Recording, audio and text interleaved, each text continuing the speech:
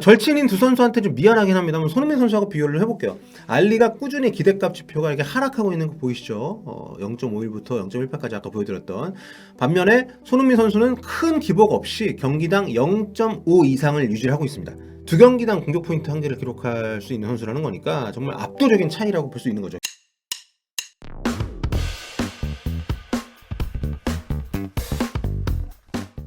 안녕하세요, 블루TV 손흥민입니다. 델레알리가, 손흥민의 팀 동료인 델레알리가 결국 토트넘을 떠날 것으로 보입니다. 그동안 꾸준히 제기되어 왔던 이적설에 다시 불이 붙은 건데 꽤 오랫동안 나왔던 얘기긴 합니다만 이번엔 좀 제대로인 것 같아요.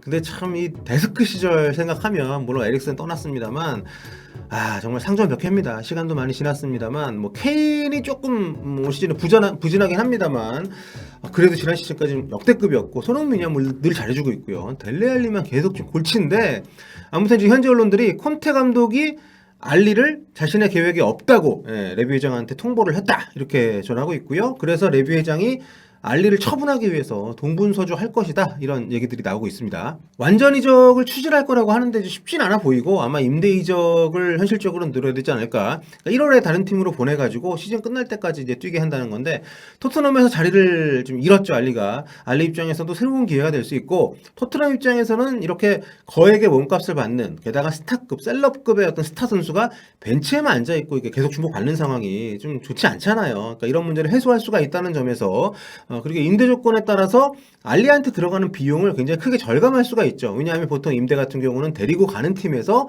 급여를 거의 부담을 하니까 하여튼 여러 가지 면에서 좋은 해법이 될 수가 있는 그런 선택인데 올 시즌 토트넘은 사실 좀 골머리를 앓게 하는 선수들이 꽤 있습니다.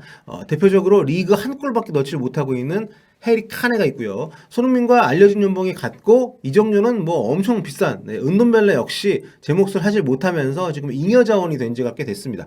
여기에 델레알리 같은 경우는 포체티노 감독 말기부터 이상했기 때문에 무리뉴 감독 부임하고 나서는 1군급 실력을 보여준 경기가 거의 없어요. 워낙 어릴 때부터 잘했던 선수이기 때문에 무리뉴 감독도 사실 부임하자마자 곧바로 델레알리한테 다가가서 먼저 손을 내밀면서 어떻게든 좀 되살려 보려고 어르고 달래고 자극하고 정말 별의별 노력을 다 했었다가 결국 포기했잖아요.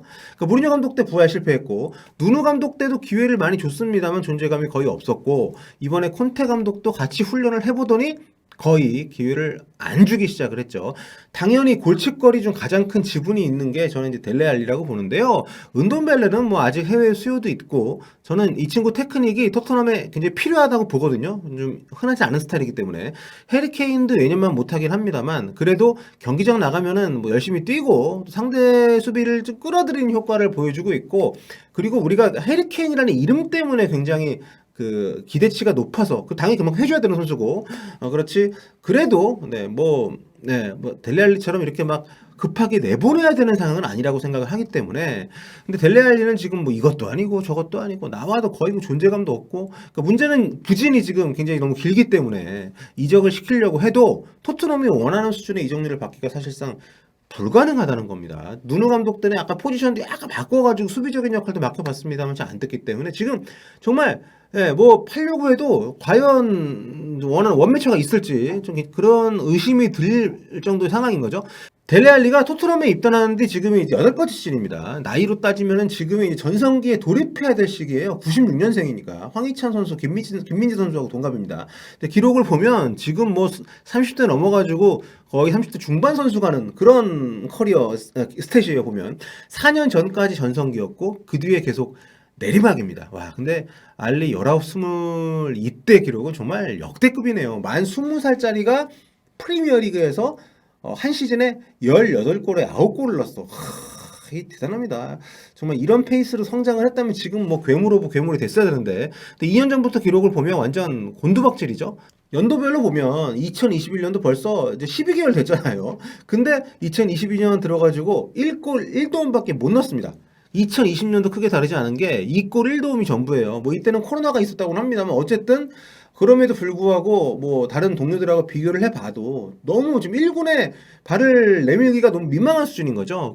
점점 출전 시간도 줄고 있고 가끔씩 나갈 때마다 퍼포먼스도 최악이기 때문에 그러니까 공격 기여도를 좀 더 자세히 보면 하락세가 굉장히 뚜렷합니다.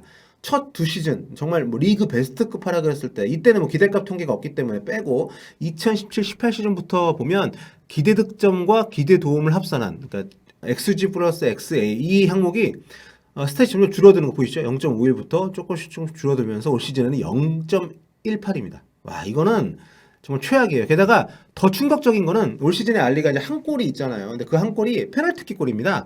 그러니까 기대 득점, 이 XG 수치 스탯에서는 PK를 차게 되면 이게 넣든 못 넣든 이 기대 득점 값이 올라갑니다. 왜냐하면 페널티킥 같은 경우는 골이 될 확률이 굉장히 높기 때문에. 그런데 실제 기여도를 파악을 할 때 PK 기대값을 빼는 경우가 많습니다. 알리 같은 경우에 올 시즌에 이 PK 한 번 찬 이 기록을 빼면 지금까지 기대 득점, 기대 도움 합산한 값이 경기당 0.05밖에 안 됩니다.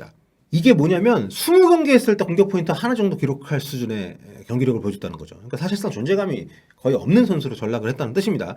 절친인 두 선수한테 좀 미안하긴 합니다만 손흥민 선수하고 비교를 해볼게요. 알리가 꾸준히 기대값 지표가 이렇게 하락하고 있는 거 보이시죠?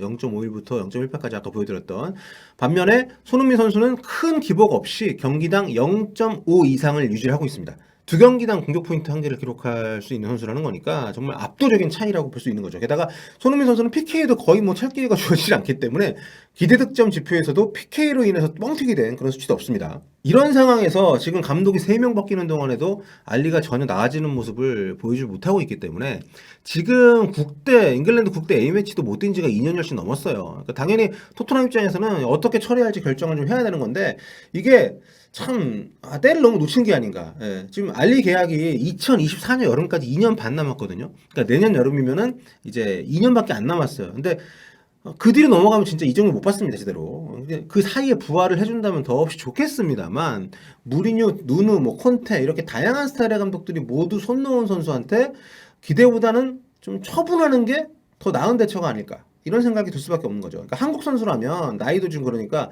군대라도 좀 보내서 갔다 오면 그 2년 사이에 뭔가 달라질 수 있지 않을까 이런 기대라도 할 수 있을 텐데 솔직히 알리는 잘 모르겠습니다.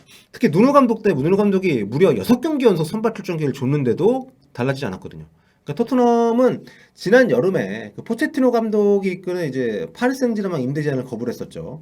일단 레비 회장의 최우선 목표는 임대보다는 매각이라고 하는데 솔직히 이렇게 커리어가 떡락한 데다가 경기도 못 나오는 그러면서도 SNS에서 꾸준히 셀럽놀이 하고 있는 이런 선수를 거액에 사갈 팀이 과연 얼마나 있겠느냐. 게다가 솔직히 레비 회장이 알리를 한 2-3천만 파운드 받고 팔려고 하진 않을 거 아니에요.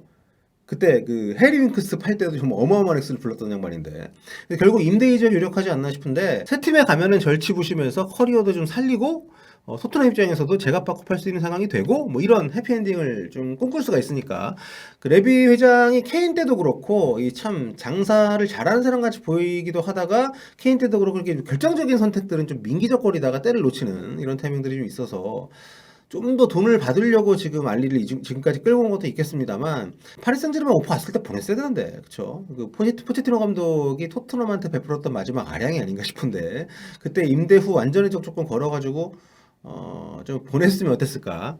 그리고 토트넘은 델레 알리 2015년에 데리고 올 때 뭐 6년 전이긴 합니다만 이적료 500만 파운드밖에 안 썼거든요. 그 뒤로 정말 잘 썼잖아요. 그러니까 계속 뭐 레전드로 남길 생각이 아니라면 적당한 선에서 손절하는 게 낫지 않나 싶은데 타이밍을 약간 놓친 느낌이라 아무튼 솔직히 알리 전성기 때 뛰던 걸 생각하면 이대로 포기하기 아까워하는 마음도 뭐 이해가 안 되는 건 아닙니다. 근데 현지 보도들이 맞다면 콘테 감독 지금 온 지 얼마 안 된 감독이잖아요. 이 감독이 팀 계획에서 아예 벌써 배제를 했다고 하니까 어떻게든 1월 이적 시장에서 유니폼을 좀 갈아입지 않을까 생각이 좀 들고요. 1월에는 또 이제 콘테 감독이 원하는 선수들을 또 막 데리고 와야 되니까 지금 알리에겐 자리가 더 없어질 가능성이 높다는 거. 그나저나 토트넘이 추가 확진자가 또 나왔다는 얘기가 좀 있는데 아무튼 좀 어수선한 상황에서 맨유 경기도 취소되고 코로나 때문에 참 복잡합니다. 코로나 이 새끼 좀 빨리 진짜 물러났으면 좋겠고요. 손흥민 선수 건강하게 뛰는 모습 다시 보고 싶습니다. 빨리. 자, 여러분 다음 시간에 뵐게요. 볼빠오.